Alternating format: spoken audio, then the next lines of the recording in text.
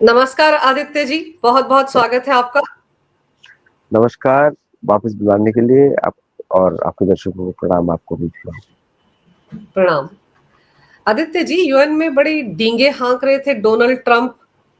Ukraine war का ठीकरा फिर से चाइना और भारत के सिर पर फोड़ दिया और सैंक्शंस लगाएंगे रशिया पर।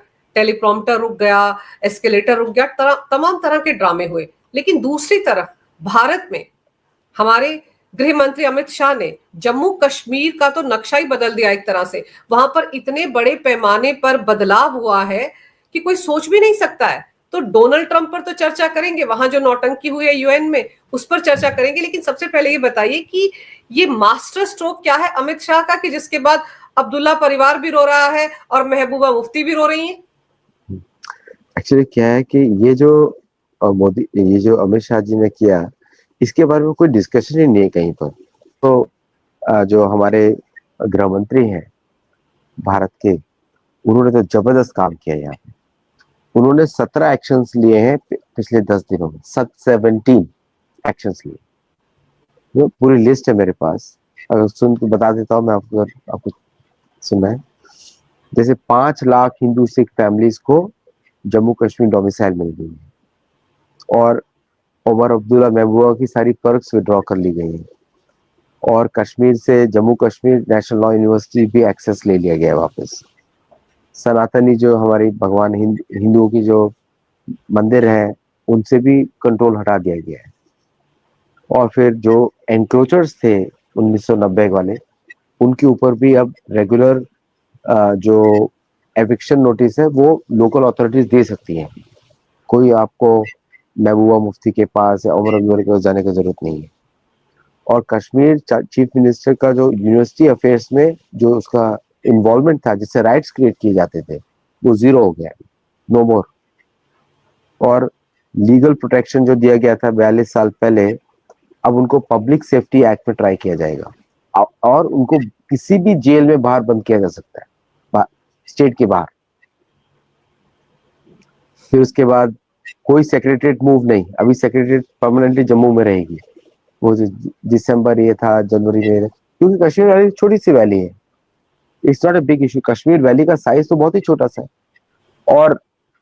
और जो सेंटर के जो एक्शंस है, उससे ये इंश्योर हो जाएगा कि जम्मू कश्मीर के जो रेजिडेंट्स हैं, उनको भारत सरकार की सारी फैसिलिटीज डायरेक्टली मिलेंगी।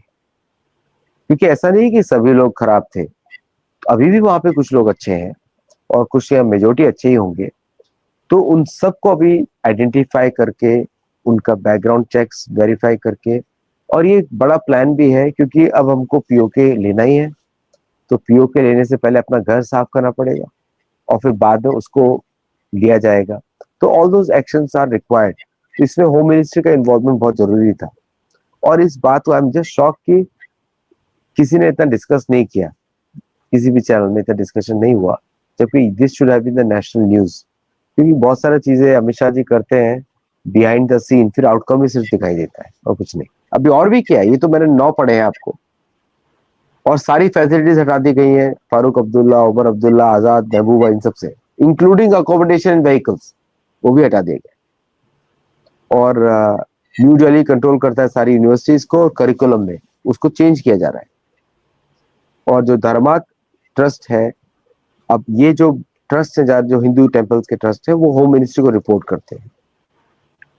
और जो जेएन के वक्फ बोर्ड है, औकफ, उसको न्यू दिल्ली, और उसके एसेट्स जो हैं वो नियाज, जो कश्मीरी मुसलमान वाले हैं, वो न्यू दिल्ली के थ्रू मैनेज होते हैं।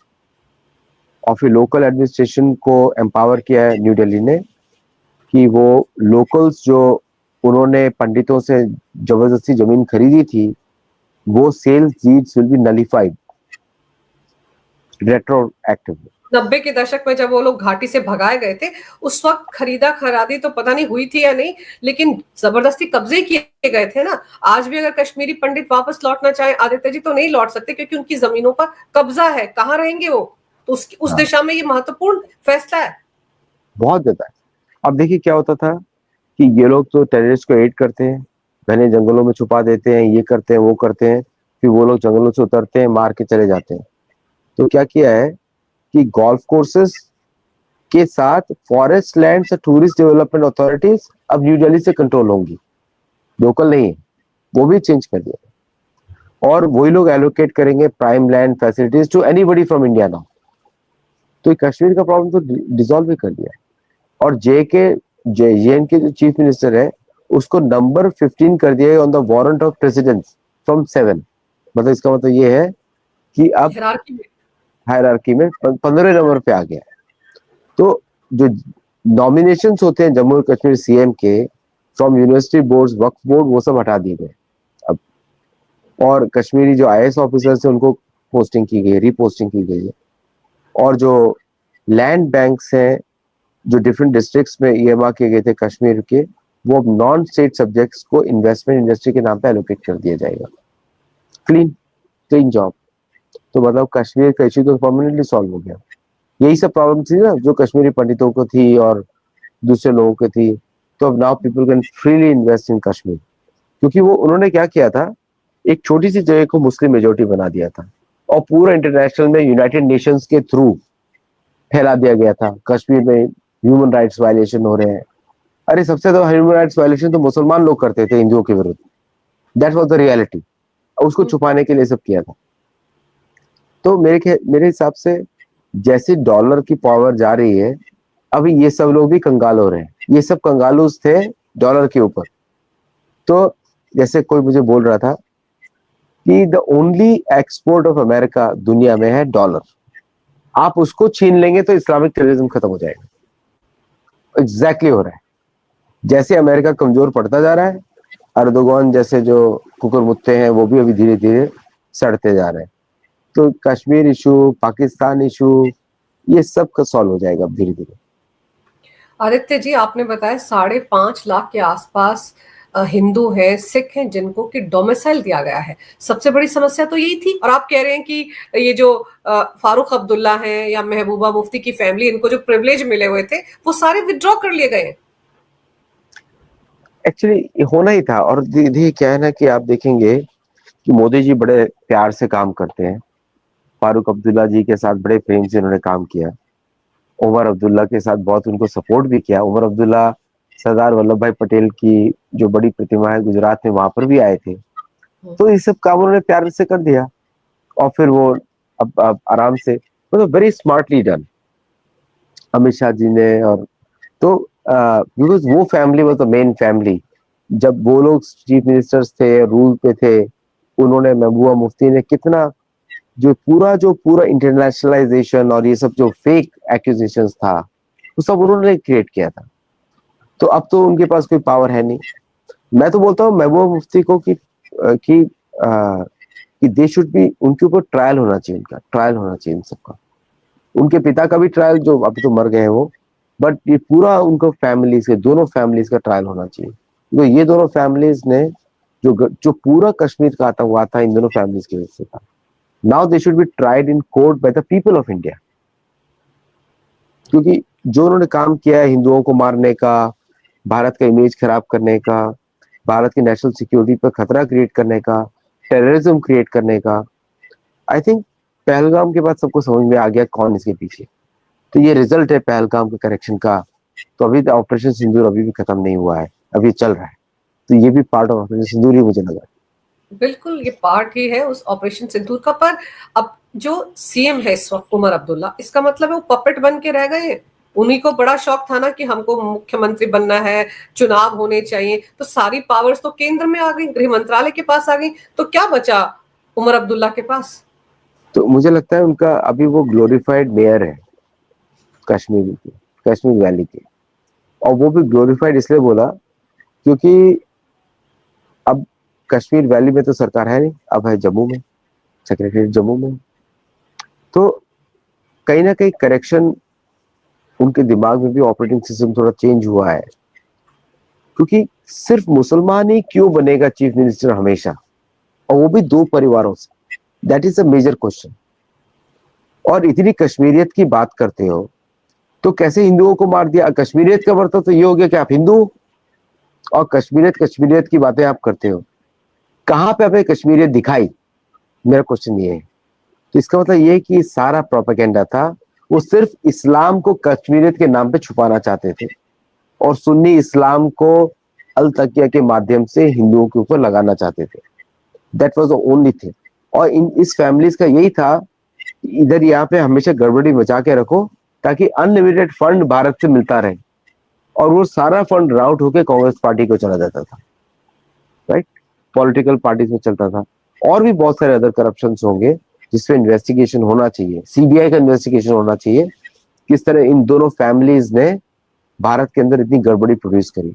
हाँ, देखा जाए तो जम्मू कश्मीर का में जब शुरू में जब आतंकवाद फैला था तो centre was equally responsible as much as the state government, दोनों इक्वली रिस्पॉन्सिबल थे उस समय भी। और कांग्रेस की गवर्नमेंट और फारूक अब्दुल्ला की गवर्नमेंट, टोटल दोनों का कोलैबोरेशन एक तरीके से आप देख सकते हैं कि किसी ने भी कुछ नहीं किया। तो यहाँ पर क्योंकि अगर स्टेट गवर्नमेंट कुछ नहीं कर रही है तो सेंटर को कुछ करना चाहिए। तो इस बार जो करेक्शन किया है अमित शाह जी ने, इससे एक बात तो बड़ा क्लियर हो गया कि जो तो दो फैमिलीज रिस्पॉन्सिबल थी पूरे आतंकवाद के लिए, फारूक अब्दुल्ला की फैमिली और महबूबा मुफ्ती की फैमिली। तो ये जितना भी कश्मीरियत का ड्रामा था, इंटरनेशनलाइजिंग कश्मीर इशू, पाकिस्तान, टर्की, अब ये सब सच सामने आ चुका है सबके सामने कि ये फैमिलीज इन सबके साथ मिली हुई थी एनिमीज ऑफ भारत के साथ, और वो भारत के विरुद्ध षड्यंत्र कर रही थी to snatch away land from India, give it to China and to CIA. इस तरह का ऑपरेशन था इनका। तो आई थिंक भारत ने बहुत करेक्टिव एक्शंस लिए हैं इंटरनली। अब तो देखना है कि सेंट मार्टिन के ऊपर ही पूरा फोकस होना चाहिए इस समय पर। फारूक अब्दुल्ला ने कहा था कि जब आर्टिकल 370 हटाया गया था कि हम तो चाइना की मदद ले लेंगे, चाइना की मदद से हम लोग इसको फिर से बहाल कराएंगे, वो जो गुपकार गैंग इन्होंने बनाया था उसमें। तो देखिए ये सब प्रोपेगेंडा ये चलाते रहे हैं। और अभी तो एक और बड़ा फैसला लिया है गृह मंत्री अमित शाह ने। उन्होंने कहा है कि पिछले 50 साल में भारत में जितने भी धरने प्रदर्शन हुए, जितनी भी हड़तालें हुई, चाहे वो किसान आंदोलन हो, सीएए के खिलाफ आंदोलन हो, सबका कच्चा चिट्ठा निकाला जाए कि कहां से फंड रेज किया गया, कहां से फंडिंग हुई, कौन कौन उसमें शामिल रहे, कितने एनजीओ को बाहर से पैसा आया, ये सब कुछ खंगाला जाएगा। तो अभी तो बहुत लोग फंसेंगे इस पूरे मामले में भी। बिल्कुल, बहुत अच्छा डिसीजन है। और मैं तो आपके शो के माध्यम से अमित शाह जी को रिक्वेस्ट करूंगा कि अमेरिकन सोशल मीडिया का रोल भी उसमें आप चेक करें, क्योंकि वो भारत के कंट्रोल नहीं है। क्योंकि मुझे उससे बहुत खतरा दिखता है कि जो हमारे सनातन धर्म की वैल्यूज हैं खत्म होती जा रही है इंस्टाग्राम की वजह से। अगर अमेरिका टिकटॉक को फोर्स करके खरीद सकता है चाइना से, क्या भारत इंस्टाग्राम नहीं खरीद सकता फोर्स करके कि इंडियन वर्जन अलग होना चाहिए या फिर निकाल दो यहाँ से बाहर? सिर्फ फेसबुक और इंस्टाग्राम, बाकी क्या छोड़ दीजिए, क्योंकि ये दोनों ही सबसे बड़ा खतरा है भारत के। तो ये भी नॉट ओनली फॉरेन इन्वॉल्वमेंट, आप फाइनेंशियल चेक करिए बट ऑल्सो करिए कि बिहेवियरल चेंजेस कैसे लाए गए, कि फ्रीडम ऑफ स्पीच के नाम पे अभी अमेरिका में कौन सी फ्रीडम ऑफ स्पीच है? आज तो पेंटागन में जर्नलिस्ट के ऊपर लगा दिया गया कि अनसेंसर्ड रिपोर्ट्स को भी वो विदाउट परमिशन पब्लिश नहीं कर सकते। तो अब इस पे तो अभी भारत में अगर ऐसा होता तो बवाल मच जाता फ्रीडम ऑफ स्पीच के नाम पर। तो फ्रीडम ऑफ स्पीच तब तक ही रेलेवेंट है जब तक कि वो नेशनल सिक्योरिटी हैजार्ड ना बन जाए। अगर वो नेशनल सिक्योरिटी हैजार्ड बन गया तो freedom of speech is not required, तो वहां पे जरूरत भी नहीं है। तो इसको भी चेक किया जाए कि freedom of speech demographic change करने के लिए, लोगों का सनातन धर्म का बिहेवियर चेंज करने के लिए, कन्वर्जन करने के लिए, क्या वहां पे फ्रीडम ऑफ स्पीच अप्लाई होती है? तो इसको भी चेक किया जाए साथ में, बिकॉज ये दोनों एक साथ ही चलते हैं। Even though financial is more important, लेकिन दोनों एक साथ ही चलते हैं। बिल्कुल, क्योंकि आप याद करो किसान आंदोलन के दौरान तो बाहर से कितने ट्वीट हो रहे थे, बड़े बड़े हस्तियों से ट्वीट करवाए जा रहे थे। और फिर सीए के लिए फंडिंग कहां से? इतने दिन तक, 1.5 साल तक वो लोग सड़कों पर बैठे रहे, रोज बिरयानियां खा रहे थे। तो पैसा कहां से आ रहा था? कहीं से तो आ रहा था, और उस नेटवर्क को खंगालने की जरूरत है। तो अगर 50 साल का कच्चा चिट्ठा खोला जाएगा आदित्य जी, तब तो कई पार्टियां फंसेंगी इस पूरे खेल में, सिर्फ एनजीओ ही नहीं फंसेंगे। एक्चुअली जितने भी चर्च हैं भारत में, ये सिक्योरिटी रिस्क है मेरे हिसाब से। देखिए मैं साउथ अमेरिका का एग्जांपल लेता हूँ। साउथ अमेरिका में लोगों को आज भी बेसिक फैसिलिटीज नहीं है। साउथ अमेरिका में हम बात करते हैं कोलंबिया की, मेक्सिको की, और सब बड़े बड़े देशों की, क्योंकि वहां पे चर्च का बहुत बड़ा रोल रहा है। चर्च उनको गुलाम बना के रखता है, उसके माध्यम से फॉरेन एजेंसीज पैसा डालती हैं टू कीप देम क्वाइट। आपको मालूम है आप प्रोटेस्ट भी नहीं कर सकते क्योंकि इतना भयंकर वो रहता है। तो भारत में डायरेक्ट फंडिंग एनजीओ के थ्रू, रिलीजियस एनजीओ के थ्रू, जो कैथोलिसिज्म से कनेक्टेड हो, प्रोटेस्टेंटिज्म से कनेक्टेड हो, और प्रेस्बिटेरियनिज्म या फिर एपिस्कोपलिज्म व्हाटएवर, उनके थ्रू कनेक्टेड हो, उनको भी पकड़ना चाहिए। प्लस ऐसे एनजीओ जो हिंदू के नाम पे चलते हैं लेकिन काम उनका कुछ और होता है, उनको भी करना चाहिए। तीसरा, इंग्लिश स्पीकिंग। अरे भारत में तो हिंदी बात होती है, मराठी बात होती है, गुजराती बात होती है, भारत में क्यों इंग्लिश स्पीकिंग कोर्सेज करना? क्योंकि ये सारे एनजीओ इंग्लिश टीचिंग करने के नाम पे घुसते हैं भारत। तो ये सारे एवेन्यूज को चेक करना पड़ेगा। जैसे मैं देखता हूँ यहाँ पर कि कुछ लोग एडवर्टाइज करते हैं हम इंडिया में जा रहे हैं इंग्लिश पढ़ाने के लिए। अब ये नहीं बोलते किस लिए जा रहे हैं। आप इंग्लिश पढ़ाने क्यों जाओगे जब भारत में लोग इंग्लिश नहीं बात करते? तो एक्चुअली वो पर्पस नहीं था, इंग्लिश पढ़ाने वाला कल्चर नहीं था, वो था कन्वर्जन वाला सिस्टम। फिर जब आप कन्वर्ट करते हैं तो व्यक्ति की मानसिकता बदल जाती है, और जब वो मानसिकता जब बदल जाती है तो फिर वो व्यक्ति जो है देश के विरुद्ध काम करता है। जैसे मैंने बोला था कि अगर आप भारत में हैं तो सनातन धर्म ही आपकी मानसिकता होनी चाहिए। बिल्कुल। लेकिन अगर आप उसमें अरबी मानसिकता जोड़ देंगे तो आप फॉरेन एजेंट बन गए, आप नेटिव नहीं रहे, आप भारतीय नहीं रहे। क्योंकि मैं आपको डीएनए से नहीं देखूंगा, डीएनए तो सबका एक है पूरी दुनिया में। डीएनए तो 99.9% ह्यूमन बींग्स का सेम है। इसका मतलब ये तो नहीं है कि हम शेर को जाके गले लगा लेंगे, शेर तो खा जाएगा आपको। तो डीएनए जो सेम वाली थ्योरी है वो फूलिश थ्योरी है। हमको ये देखना है मानसिकता कैसी है, ऑपरेटिंग सिस्टम क्या है। तो मानसिकता के आधार पे आपको नेशनल सिक्योरिटी की प्रायोरिटी सेट करनी पड़ेगी कि अगर उसने फॉरेन मानसिकता पे चल रहा है और उसको रिस्पेक्ट नहीं है सनातन धर्म पे, तो फॉरेनर ही माना जाएगा, चाहे वो उसके पास भारत में से जन्म हुआ या ना हुआ हो। तो इस तरह के हमको चेक्स डालने पड़ेंगे, चेक्स एंड बैलेंसेस, क्योंकि अभी हम ग्लोबल एनवायरनमेंट पे हैं, है ना। तो अगर हम ग्लोबल एनवायरनमेंट पे हैं तो इसका मतलब यह है कि we have to act in a global environment way.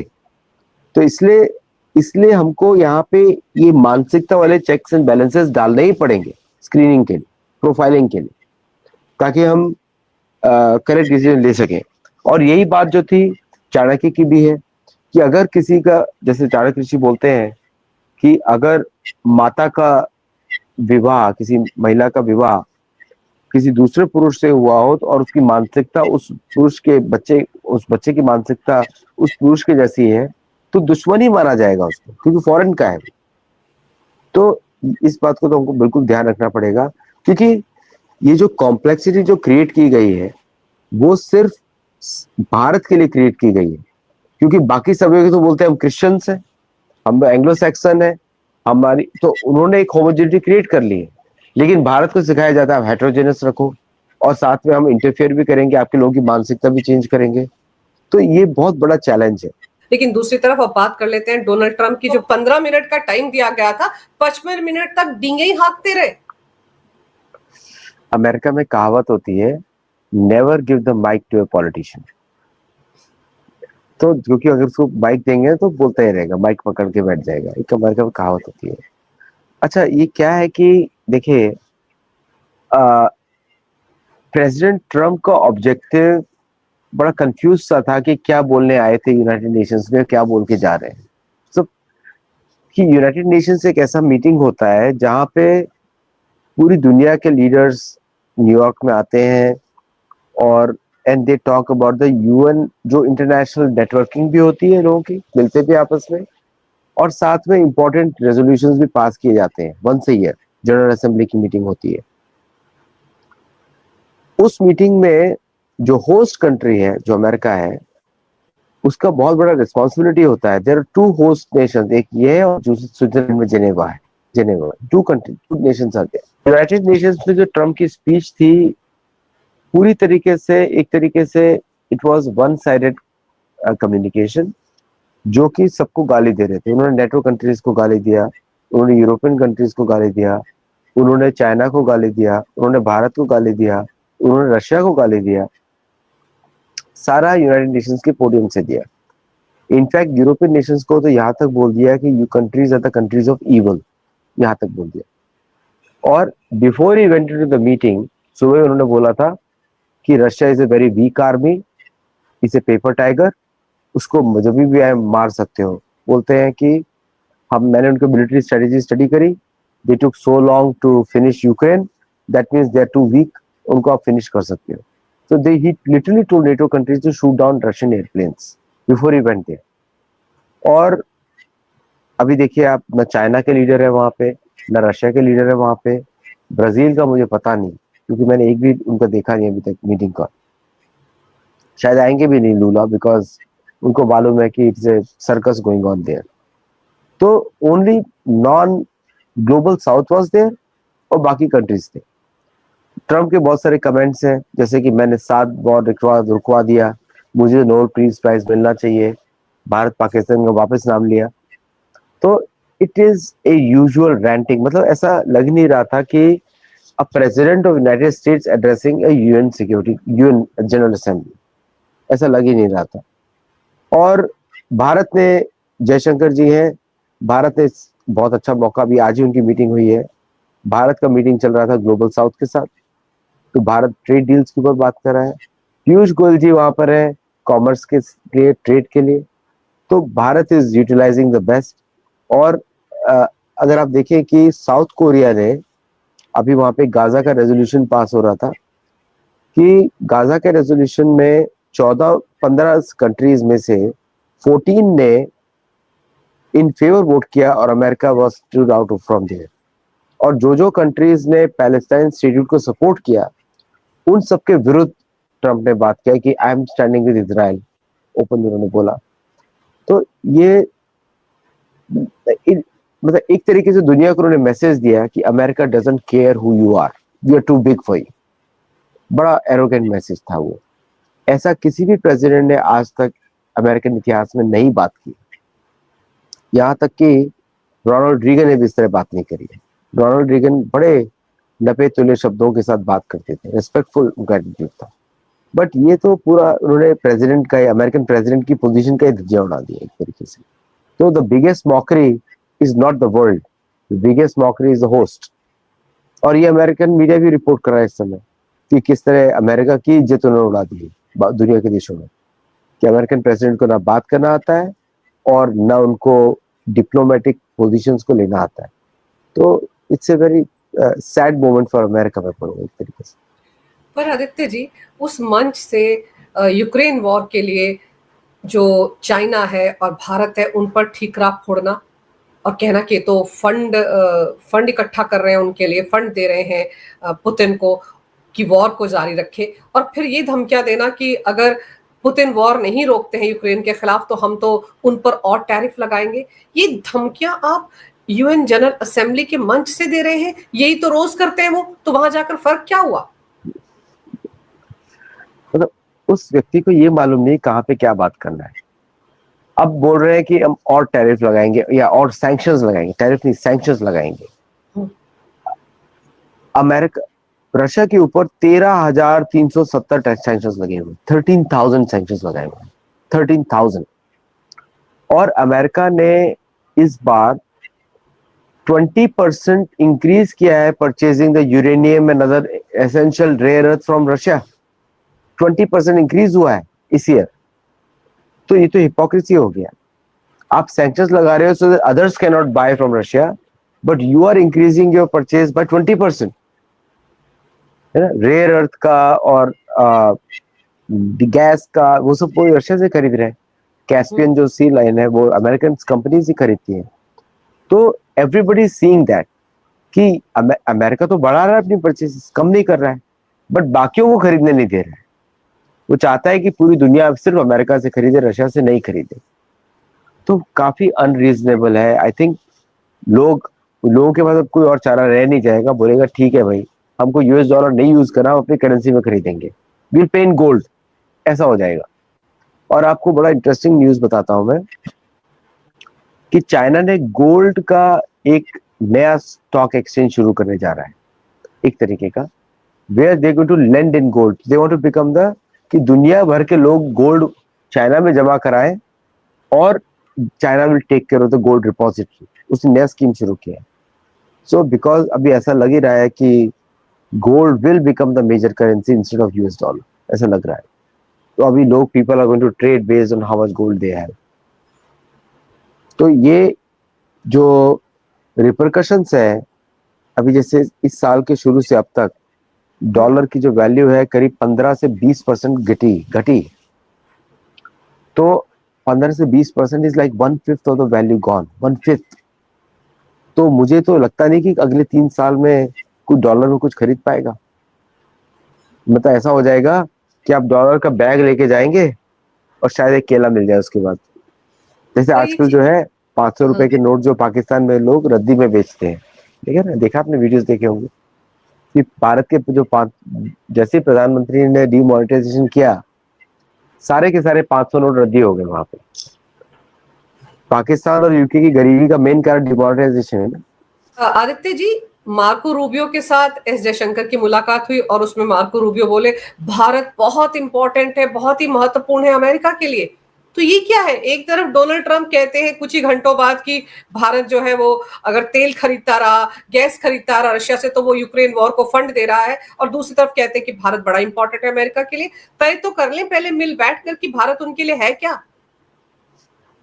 Actually क्या है कि ट्रम्प कैबिनेट जो है किचन कैबिनेट है, सारे चापलूस भरे पड़े हैं, ठीक है। अब वहां पे मैंने ट्रम्प को बोलूंगा ये शहनशाह ट्रम्प है, बादशाह ट्रम्प है।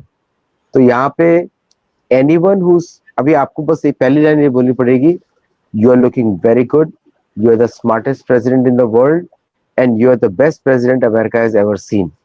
उसके बाद आप अपनी बात शुरू करिए और उतने में ट्रम्प बिक जाएंगे, आप बोलेंगे he is the best man in the room, ऐसा होगा। तो ये एक कॉमेडी चल रहा है। मुझे तो बड़ी शर्म आती है ऐसा देखकर कि कोई मतलब पॉलिटिकल जो सुएवनेस होती है, एक क्लास होती है, वो दिखती नहीं है अभी। तो अगर आपको, और मुझे ऐसा लगता है कि there is no strategy, there is no strategy in anywhere. अब कुछ लोग बोल रहे हैं ये केओस ही स्ट्रैटेजी है, बट ऐसे तो नहीं चलता देश। और मुझे ये अब यकीन हो गया है कि Trump will be the best president for India by the way. और मोदी जी चुपचाप बैठे हुए हैं। अभी तो नव दुर्गा चल रहा है, तो वी आर ऑल सेलिब्रेटिंग, और 9 दिन के बाद देखेंगे क्या होता है। बिकॉज भारतीय गवर्नमेंट से अभी कोई रिस्पॉन्स आने वाला नहीं है इस 9 दिनों में, बिकॉज मोदी जी भी बिजी हैं, बाकी लोग भी बिजी हैं, और कोई रिस्पॉन्स आने वाला नहीं, कोई रिस्पॉन्स की जरूरत भी नहीं है। अब मैं आपको बताता हूँ कि मार्को रूबियो के साथ क्या चल रहा है। अभी इलेक्शंस आने वाले, मिड टर्म, और मुझे अभी ऐसा लग रहा है कि शायद वो हो ही ना, मिड टर्म ही ना हो अमेरिका में, ऐसा मुझे लग रहा है। तो और इन्होंने already they have made a plan कि किस तरह मिड टर्म को अवॉइड किया जाए किसी युद्ध के बहाने, चाहे वेनेजुएला के विरुद्ध हो, चाहे रशिया के विरुद्ध हो, चाहे यूरोप का और रशिया का युद्ध शुरू हो जाए। तो they have made a plan like that. इसलिए वो सारा एक्साइटमेंट कर रहे हैं, और भारत से उनको उनको ऐसा लगता है कि भारत को बस बोलते रहेंगे कि you are a very good friend, you are very good, you are a dependable partner, और उसके चक्कर में वो बांग्लादेश में और पाकिस्तान में गड़बड़ी प्रोड्यूस करते रहेंगे। उनको ऐसा लग रहा है कि हम भारत को उलझा के रखेंगे as a friend, Modi ji को बोलेंगे you are a friend, but behind the scene हम भारत के विरुद्ध सारे एक्शन लेंगे, और ये भारत को ओके है, ऐसा उन्होंने मान के रखा हुआ है, ऐसा मुझे लगता है। क्योंकि इसी तरह के स्टेटमेंट्स हैं, सुबह कुछ और, दोपहर में कुछ और, शाम को कुछ और, एक दिन नेवर हो, एक दिन बसंती, और एक दिन कोई और, ऐसे चलता रहता है। तो मार्को रूबियो को himself has a no direction. वो बेचारा कभी भी हंस देता है, आप देखेंगे कि कभी गलती से भी हंस देता है वो, तो तो मार्को रूबियो और जयशंकर का जो मीटिंग है उसमें जो one thing has come out very strongly, जो भारत ने बोला है कि if you disturb our backyard then understand many deals are off. ये बताया गया कि आप हमारे बैकयार्ड में नहीं खेल सकते, अगर आपने हमारे बैकयार्ड में खेलेंगे तो विल टेक करेक्टिव एक्शंस, ये बोला। क्योंकि जो सऊदी पाकिस्तान का जो डील है वो अमेरिका ने कराया है, और उसका रीजन कुछ और भी हो सकता है कि द थिंग इज कि सऊदी में तो मंदिर भी खुलने जा रहे हैं, सऊदी में अभी काबा को भी खोला जा रहा है नॉन मुस्लिम्स के लिए, तो वो सब चेंजेस हो रहे हैं, ड्रास्टिक चेंजेस इन सऊदी। और सारा सऊदी पैसे को लेके डी रेडिकलाइजेशन किया गया था पाकिस्तान के अंदर। तो सऊदी पाकिस्तान का जो डील है उसमें पाकिस्तान को लीवे दिया गया है कि हो सकता है कि वहां से न्यूक्लियर वेपन्स को निकालने की बात हो, कि वो कभी सऊदी के हाथ में न पड़ जाए, ऐसा मुझे लगता है। Because that is the only logical thing आप देख सकते हैं इस पूरे सिनेरियो में, और कुछ नहीं दिख रहा है। क्योंकि डर है इजराइल को कि कहीं पाकिस्तानी न्यूक्स जो है डिस्ट्रीब्यूट ना हो जाए, सेल ना हो जाए। तो $6 बिलियन दिए गए उसको, plus Saudi soldiers, Pakistani soldiers को सऊदी और यमन के बॉर्डर पर लगाया गया, प्लस जो उनके जो न्यूक्लियर एसेट्स हैं जो सऊदी यूज करना चाहता है for their own security against Israel, वो इजराइल देना नहीं चाहता है। तो यहाँ पे कहीं ना कहीं इजराइल भी इन्वॉल्व है। तो इन सब जियोपॉलिटिक्स सिनेरियो में इस यूएन का मीटिंग में बहुत इंपॉर्टेंस हो जाता है, बिकॉज यहाँ पे जो सारे फॉरेन मिनिस्टर्स मिल रहे हैं और फाइनेंस मिनिस्टर्स मिल रहे हैं और जो हेड्स ऑफ द स्टेट्स मिल रहे हैं जयशंकर जी को, because he is representing the India, उसमें ये सब सिनेरियोज को डिस्कस किया जा रहा है। इनफैक्ट अभी मिडनाइट है और मीटिंग्स चल रही हैं, 2 बजे सुबह का अभी मीटिंग्स चल रही हैं, तो और डेलीगेशन सारे बिजी हैं। तो ये बस ये दिखाता है कि India is taking all the next steps कि कल को अगर अमेरिकन इकोनॉमी गायब होती है फॉर एनी रीजन, अपने रीजन को हम लोग सिक्योर कर लेंगे, प्लस ग्लोबल साउथ।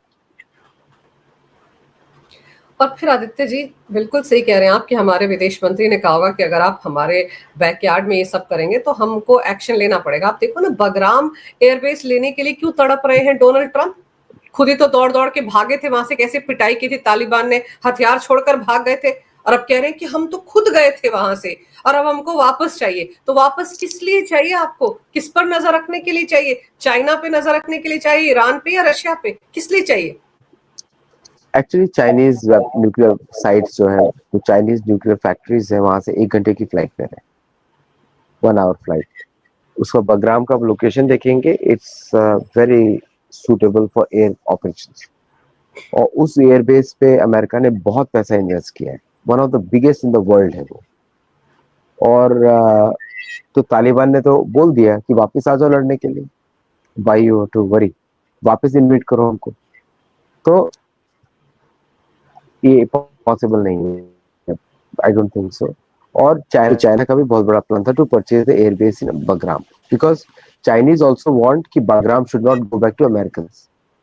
तो there are many people involve that Bagram should not go, और ये होगा नहीं। उसने बोला तो है लेकिन होगा नहीं। देखिए वो क्या सोच रहा है कि बांग्लादेश में चिटागोंग में बेसिस बनाएगा, सेंट मार्टिन आइलैंड लेगा, वो तो भारत को एक्सेप्टेबल ही नहीं होगा किसी भी हालत में।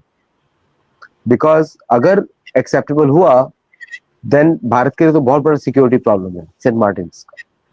तो इस पे बहुत सारी चीजें चेंजेस होने वाले हैं, और आई डोंट थिंक सो कि वो Saint Martin island other than few helicopter sorties पे कोई उस पे बेस कोई बनाया जा सकता है। इट्स नॉट दैट बिग, लेकिन फिर भी भारत का तो बैकयार्ड हो गया वो। बिल्कुल बिल्कुल, ये सब कुछ चल रहा है। और आप ये देखिए कि यूएन में बार बार पैलेस्टीन का मुद्दा उठ जाता है, कश्मीर का मुद्दा भी टर्की ने उठाया है। पैलेस्टाइन और Kashmir is solved issue, it's no longer a dispute now, it's over. Palestine is a solved issue, it's over. Palestine का जो जमीन है वो इजराइल का जमीन है, वो भी सॉल्व हो गया। नाउ ओनली प्लेस ये कॉन्फ्लिक्ट एग्जिस्ट करता है was in western media and the western universities, बाकी कहीं ये कॉन्फ्लिक्ट नहीं है। और तो अर्दोगान को तो बोलने की जरूरत नहीं पड़नी चाहिए, क्योंकि अर्दोगान तो इस्तांबुल से बाहर ही नहीं निकल सकता। अर्दोगान की हत्या हो जाएगी इस्तांबुल से बाहर चला गया तो। उसका टर्की का कंट्रोल ही नहीं है उसकी कैपिटल से बाहर। तो अर्दोगान तो ये सब जोकर्स हैं, ये सब जोकर्स हैं। These are the jokers with some hardware, military hardware. और इन लोगों ने कभी भी असली मिलिट्री से लड़ाई नहीं लड़ी है। अर्दोगान, चलो पाकिस्तान तो 22 मिनट में टिक गया, अर्दोगान तो 10 मिनट भी नहीं टिकेगा। इतनी कमजोर मिलिट्री है टर्की की। They are only good in, जो फोटोज दिखाते हैं ना, वो उनके लॉयल 50-60 सोल्जर, 200 सोल्जर होंगे। एंड देयर इक्विपमेंट्स और वो भी उनके नेटो के इक्विपमेंट्स हैं। तो टर्की का only saving grace is the NATO agreement. और मुझे ऐसा लगता है कुछ सालों में उसको नेटो से ही बाहर फेंक दिया जाएगा। तो कश्मीर पे तो ये लोग बात करें ना, क्योंकि यहाँ पे अभी रॉक सॉलिड चीजें हो चुकी है। इसमें भारत के जो सनातनी बिहेवियरल साइंटिस्ट हैं, दे शुड गेट इन्वॉल्व और दे शुड प्लान अकॉर्डिंगली। और मैं तो बड़ा क्लियरली लिखा है, मतलब उसमें मेरी एक पुस्तक में, कि मैं साउथ अमेरिका का एग्जांपल लेता हूँ कि साउथ अमेरिका को गुलाम बनाने के लिए उन्होंने 3 चीजें करी। स्पेनिश लैंग्वेज, उनका भोजन बदल दिया, और तीसरा उनकी पूजा पद्धति बदल दी। और भारत में भी सेम अटैक्स हो रहे हैं। और ये जो सेम अटैक्स हो रहे हैं, इसकी जड़ तक जाना जरूरी है कि कौन लोग हैं जो इस तरह की हरकतें कर रहे हैं, इस तरह का प्रोपेगेंडा चला रहे हैं, एजेंडा चला रहे हैं, और कैसे वो लोगों को इकट्ठा करते हैं, कैसे फंडिंग करते हैं, कैसे अचानक से पूरी भीड़ सड़क पर उतर जाती है। कोई तो है जो इनके पीछे खड़ा होकर खेल कर रहा है। और मुझे लग रहा है कि ये जो गृह मंत्री अमित शाह के पहले ये वहां तक जरूर पहुंचेगी, और ऐसे में बहुत जल्दी नॉर्थ ईस्ट में बहुत कुछ बदलाव देखने को मिलेगा। ये धीरे धीरे सब कुछ हो रहा है। और वो जो अदृश्य ताकतें हैं, जो खुफिया तंत्र है अमेरिका का, अब मुझे ऐसा लग रहा है कि उन पर बहुत बड़ा लठ पड़ने वाला है इसके बाद। जम्मू कश्मीर में कितना बड़ा फैसला लिया है केंद्रीय गृह मंत्रालय ने, उसके बारे में विस्तार से जानकारी दी। और डोनाल्ड ट्रंप जो डींगे हाँक रहे हैं, उससे होना जाना कुछ नहीं है। फिर उन्होंने रोना रोया कि मुझे नोबेल पीस प्राइज मिलना चाहिए था। अब पता नहीं वो मिलता है या नहीं। उनका तो टेलीप्रॉम्प्टर भी रुक गया था, एस्केलेटर तक रुक गई थी। कितना अपशगुन उनके साथ हुआ है। तो देखते हैं अब आगे चलकर भारत का रिएक्शन क्या रहता है। आपने बहुत ही अहम जानकारी मेरे दर्शकों को दी आदित्य जी, बहुत बहुत धन्यवाद। नमस्कार, भारत माता की जय हो, वंदे मातरम, जय श्री राम। जय Shri Ram. Thank you for inviting me.